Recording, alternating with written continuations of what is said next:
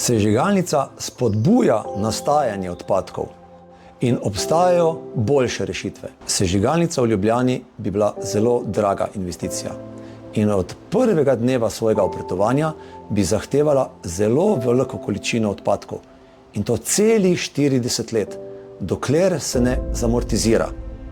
In takšna sežigalnica pravzaprav spodbuja nastajanje odpadkov. V tujini obstajajo napredne sežigalnice, vendar so bile izgradnje teh sežigalnic izjemno drage in dolgotrajne. So nadzorovane in sežigajo specifične odpadke. Ampak kljub temu je bilo dokazano, da tudi te sežigalnice v svoji okolici puščajo negativni odtis. Slovenija nima resursov in denarja za izgradnjo tako drage sežigalnice. In gradnja lokalne sežigalnice bi pomenila samo dodatno tveganje za zdravje ljudi in okolja.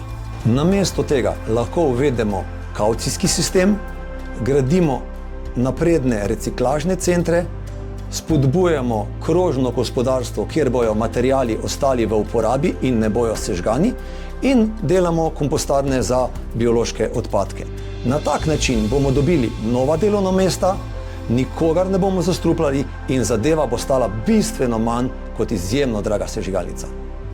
Ljubljana naj bo mesto, ki varuje zdravje ljudi in narave ter spodbuja resnično trajnostne rešitve. Investicijo v sežigalnico naj zamenjajo rešitve prihodnosti.